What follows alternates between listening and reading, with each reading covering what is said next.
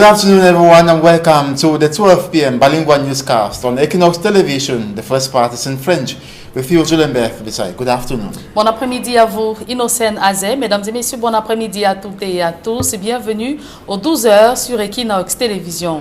Ouvrons ce journal par le drame survenu à Bafoussam, dans la région de l'Ouest. Un élève en classe de première au lycée bilingue de Bafoussam meurt par noyade dans la piscine d'un hôtel de la place. Leclerc Takem nous en dit un peu plus.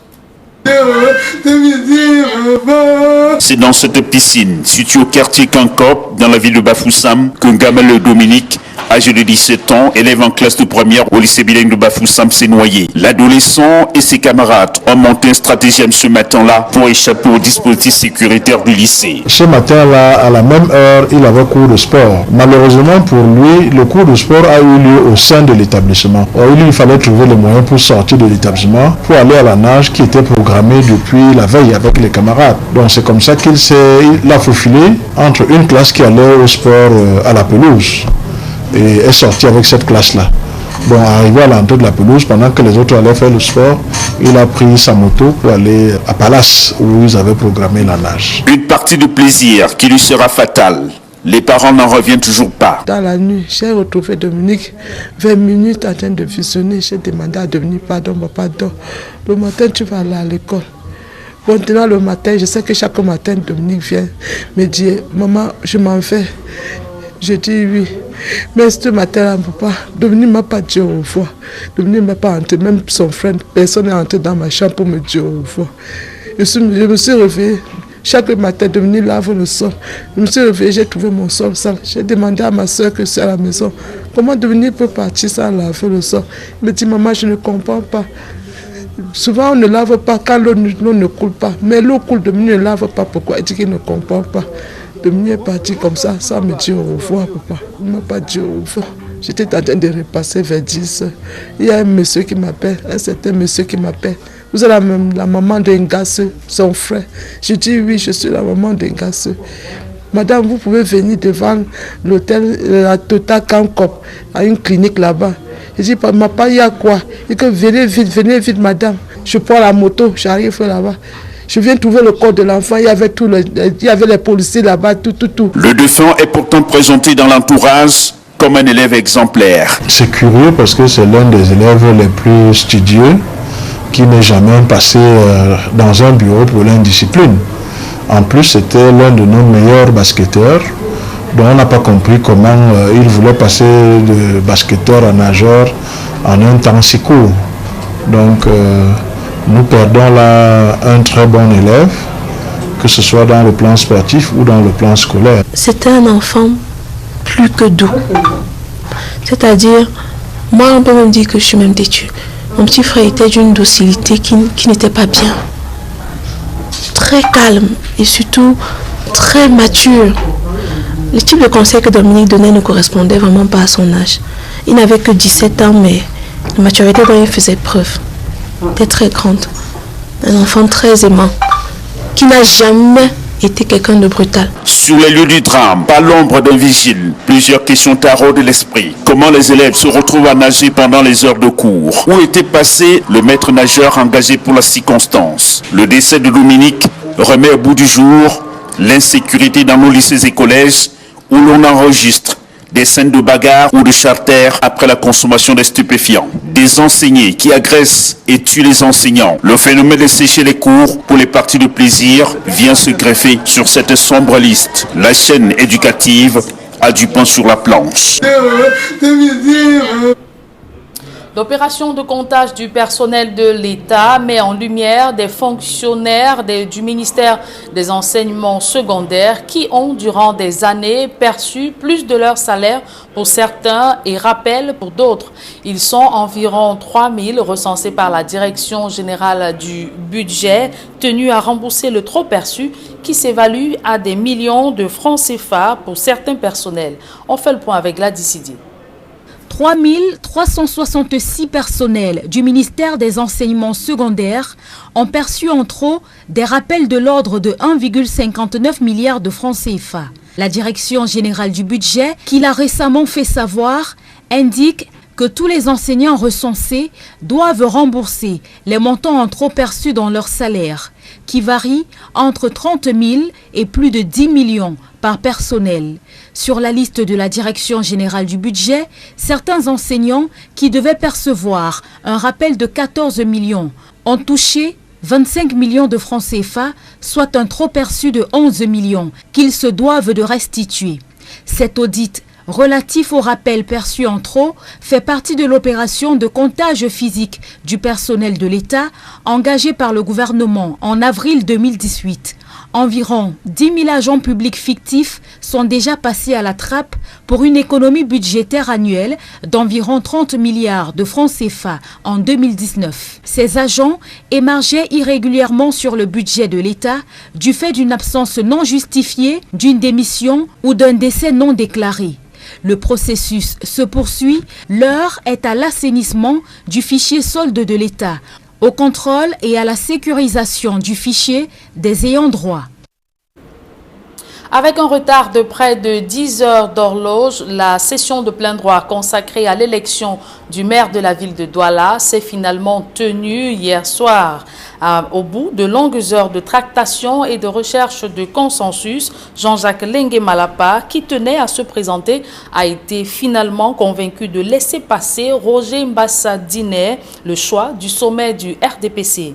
Le maire élu récolte 235 voix contre 25 pour Jean-Jacques Ekindi, qui s'est présenté espérant bénéficier d'un vote sanction du Rassemblement démocratique du peuple camerounais. François Dikome et Donald Brice Kamga. 235 voix sur 267. Roger Bassadine est le nouveau maire de la ville de Douala. Le conseil municipal de Douala 5e aura bataille dure pour se faire élire face à Jean-Jacques Lengue Malapa. Déterminé jusqu'à la dernière minute à se présenter, il a été contraint sous la pression du directoire du RDPC à se retirer. Pour l'intérieur supérieur du parti, il a expliqué aux conseillers municipaux quelques minutes avant le début du vote. Roger Bassadine, qui est élu, avait face à lui Jean-Jacques Ekindi, le coordinateur du mouvement progressiste, qui a finalement été candidat à cette élection, ancien secrétaire général du ministère de l'économie, de la planification et de l'aménagement du territoire. Roger Bassadine aura certainement pour premier défi de se départir de l'image d'un maire imposé par le sommet du RDPC sans aucune base militante. Ainsi s'achève une longue et lancinante journée pour les militants du RDPC ici à la salle des fêtes d'Aqua. L'élection aura finalement connu près de 8 heures de retard, programmée pour démarrer autour de 10 heures du matin. Ce n'est qu'à 15 heures que le mandataire du RDPC ainsi que les différents candidats se sont pointés ici à la salle des fêtes d'Aqua, d'où je signe François Dikoumet, Donald Brice Kamgan pour Equinox Télévision.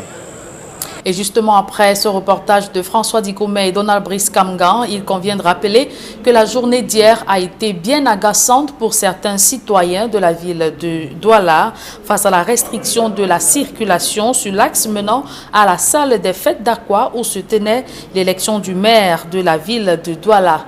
Certains habitants travaillant à Aqua ont dû aller à pied pendant de nombreuses heures. D'autres encore, à l'instar des mototaximènes et taximènes, n'ont pu bien faire recette. François Dikoumet et Donald Brice Kamga une fois de plus. Les habitants de Douala travaillant à Aqua ont dû s'armer de bien de patience ce mercredi pour se mouvoir. Dès 9 h, les forces de maintien de l'ordre et de sécurité ont restreint la circulation. Impossible pour les taximènes d'opérer entre le carrefour Equinox et le carrefour dit de la salle des fêtes. Seuls les mototaxis ont le passage. Malgré ce blocage de la circulation, rien ne se passe à la salle des fêtes d'Aqua où l'élection du maire de la ville de Douala annoncée sous haute tension accuse 3 heures de retard. Dans la ville, certains conducteurs de moto comptent les clients perdus en raison des restrictions. C'est vraiment un problème pour nous parce que les clients ne veulent pas payer. Nous sommes obligés d'aller contourner tout Douala pour aller ailleurs. Parce qu'actuellement, il y a 2 cas pour Ramon Sadi qui viennent de perdre tout à l'heure. Parce qu'elle veut aller à Ramon Sadi, elle ne veut pas payer le tarif pour aller contourner. Elle veut payer le tarif comme d'habitude et ça ne veut pas donner. Parce qu'il y a les embouteillages un peu de partout. On est obligé. Vous devez continuer où? Comme actuellement, il devait aller contourner par Douala-Bas et aller remonter par derrière ancien Paul Akintini pour aller à Ramon Sadi. Parce qu'il y a le blocage ici à la salle des fêtes. 13 h, le statu quo persiste à la salle des fêtes d'Aqua.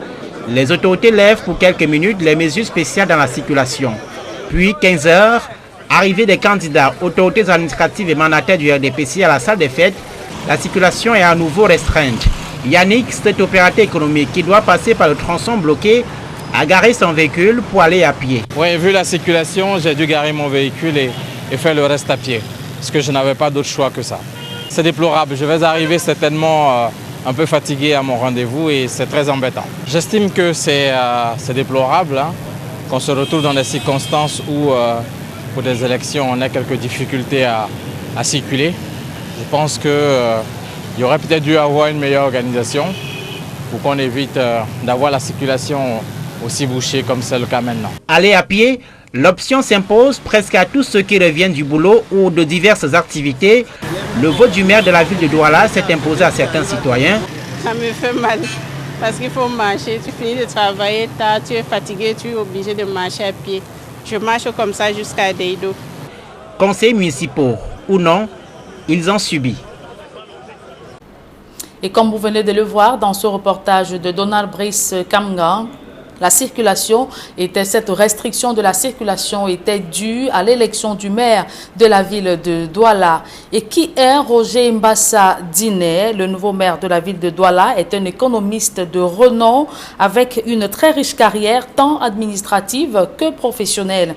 Économiste planificateur senior, expert en gestion financière et de projet, a été président du conseil d'administration de la Société nationale d'électricité AES Sonel, secrétaire général du ministère de l'économie, conseiller au cabinet du ministre chargé des questions stratégiques, entre autres. Donald Brice Kamgang nous donne la trajectoire du nouveau maire de la ville de Douala. Le nouveau maire de Douala revendique une assez dense carrière dans les arcanes de la vie publique. Économiste, il a servi comme chargé de mission à la présidence de la République et au Premier ministère au début des années 90, secrétaire général du ministère de l'économie, de la planification et de l'aménagement du territoire pendant près de 15 ans. Il est également passé par le ministère des Finances. L'ex-AES-Sonel l'a également vu passer comme président du conseil d'administration pendant 4 ans, après avoir été administrateur de l'entreprise. Avec une équipe d'experts, il a assuré la conception du document de stratégie pour la croissance et l'emploi, la boussole économique du Cameroun, exécutée depuis 2010. Comme président de la commission technique de la mission de réhabilitation des entreprises publiques et parapubliques, il a mis en œuvre la privatisation de plusieurs entreprises, dont Evecam, Camship, et exécuté la restructuration du secteur des télécommunications. La réforme ayant abouti à la création de Camtel, Camtel Mobile, l'ART et d'autres opérateurs privés de la téléphonie mobile. Docteur en sciences économiques, Roger Bassadine projette de réorganiser le cadre de vie des populations de Douala. Dans sa profession de foi est prévue la construction de plus de 300 bonnes fontaines publiques, 10 000 logements sociaux par an, plus de 10 000 arbres à planter chaque année, entre autres. Au plan politique, Roger Bassadine est ancien sénateur. Il revendique une trentaine d'années de militantisme au sein du RDPC, où il devra se départir de l'image d'un maire de l'état-major du parti. À l'issue des élections législatives et municipales du 9 février dernier, des acteurs politiques continuent d'égrener un chapelet de critiques visant contre un système politique vicieux et structuré pour perpétrer les tenants du système au pouvoir. Olivier Billet a posé un diagnostic sans complaisance sur la situation politique au Cameroun. Il était face à la presse à Yaoundé. Joël Sengue et Guizogo. Si l'orage gronde ces derniers jours entre Yaoundé et Paris, d'autres soutiens se signalent en faveur du régime camerounais. Ainsi, l'ambassadeur de Russie au Cameroun vient d'être reçu en audience par le ministre des Relations extérieures à Yaoundé. Sans détour, le représentant de Moscou indique que son pays est opposé à toute ingérence dans les affaires intérieures d'autres États, en faisant référence à la situation dans le nord-ouest ou encore à l'échange entre les autorités françaises et camerounaises récemment. Nous sommes toujours contre l'ingérence en principe dans les affaires d'autres pays indépendants et nous sommes sûrs que le gouvernement, les dirigeants de ce pays vont trouver les possibilités de régler et le peuple, l'essentiel de ce pays, vont trouver les solutions de régler leurs problèmes internes par eux-mêmes. Se montrant plus précis, le diplomate russe estime que Yaoundé manifeste une réelle volonté de résoudre la crise anglophone. On avait constaté que le gouvernement Et le président de ce pays, du Cameroun, a fait un grand effort, des grands pas positifs dans la solution de la situation, disons, de crise dans ces régions. C'était le grand dialogue national, le changement dans la législation. Maintenant, on a vu le succès des élections le 9 février. Au total, donc, pour Moscou, l'état de sa coopération avec le Cameroun montre une relation au beau fixe. On a discuté des questions d'intérêt commun, surtout la coopération bilatérale entre nos deux pays, politique, économique et humanitaire.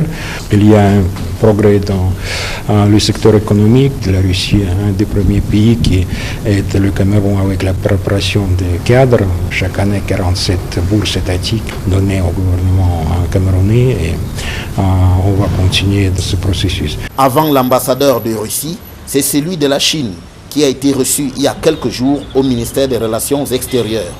Des soutiens qui apportent certainement un air frais à Yaoundé face à sa déconvenue avec Paris récemment. Vous venez plutôt de suivre un reportage de Joël Essenge et Guy Zogo sur la visite de l'ambassadeur de Russie au ministère des Relations extérieures. Et nous allons à présent à la deuxième partie de ce journal. Elle est en langue de Shakespeare avec vous, Innocent Nazé. Good day once again. Thank you, Julien. Good day once more. Bien d'être reçu. Good day. Thanks for staying with us.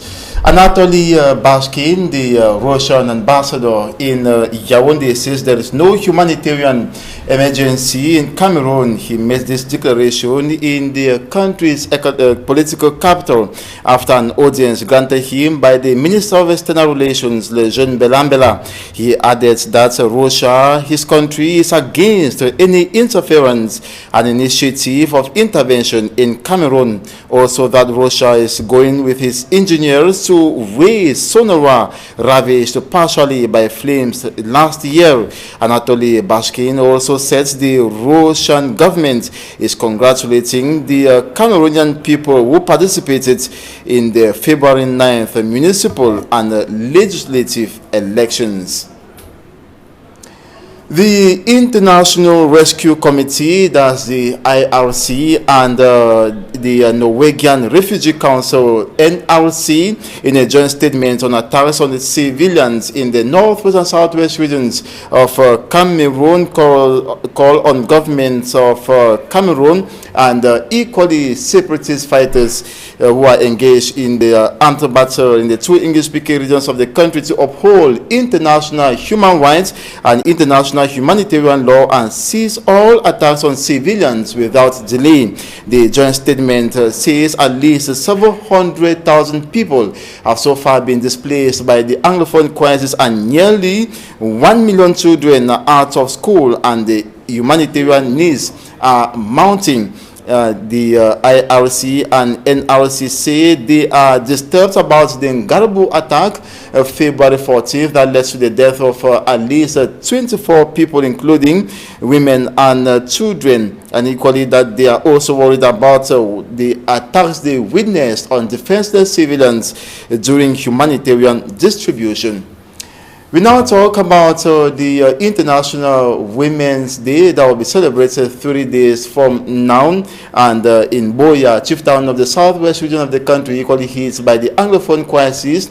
Women say they are not ready at all to celebrate the day due to the continuous armed conflicts which has equally claimed lives of women, and raising mixed feelings at the time when government officials have already launched activities ahead of the celebration of the International Women's Day. Derry Jato tells us more.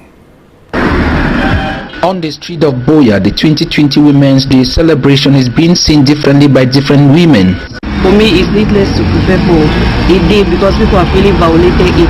People have transformed it to drinking, sleeping outside, breaking their homes. But says putting the Women's Day celebration side by side the crisis is mixing up things. For me, we should not mix politics and other things. Elsewhere, this other lady revealed that the Anglophone crisis has punctured even the energy that used to come with the Women's Day celebration in Anglophone Cameroon. No, honestly, we used to enjoy Women's Day. Go for the uniform, go for the meeting, change, go for the one, change. Then now I know they so again. The crisis really don't really spoil all things. And this other one who share the same views with her. For many women are still in the bushes. Yes, they go to some way. So one day, I know, sure, like we for this one, on the front side, we not really be happy. I just leave everything for God. We have not even seen the Women's Day fabric in the market in Boya, she added. So you know, if you first stage that day,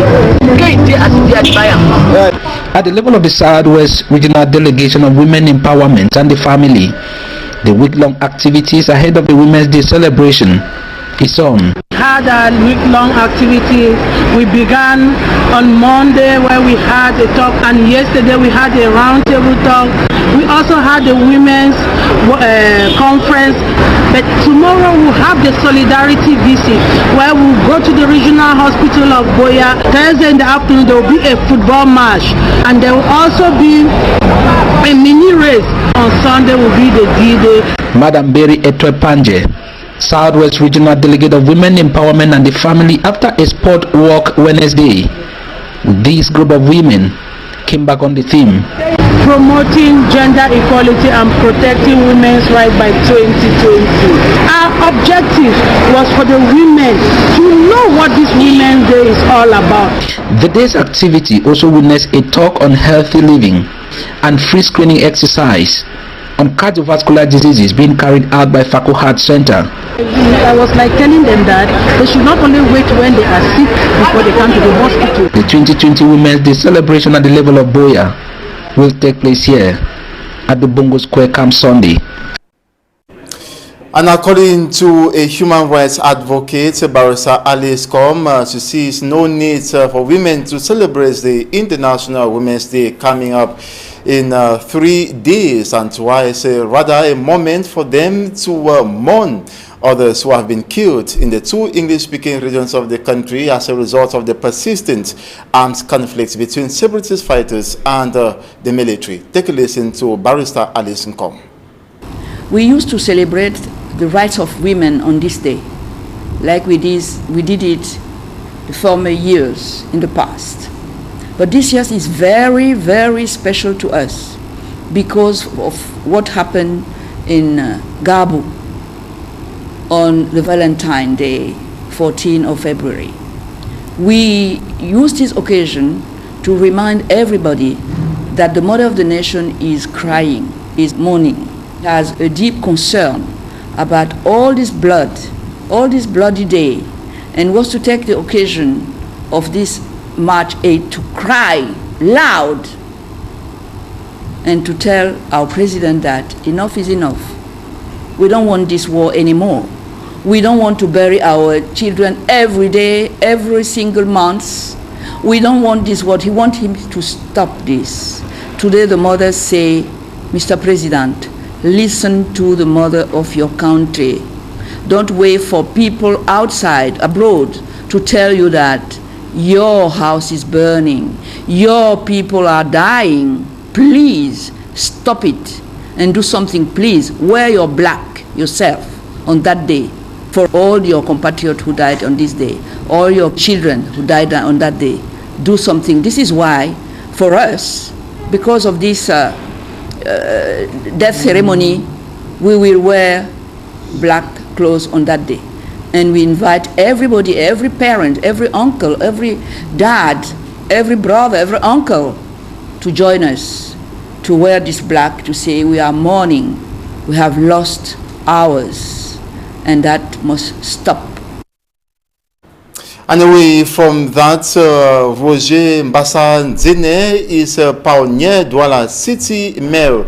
He was selected yesterday over Jean-Jacques Sekindi of the Progressive Movement Party. And it should be noted that Roger Mbassa Nzene is a candidate that was invested by the ruling CPDM party.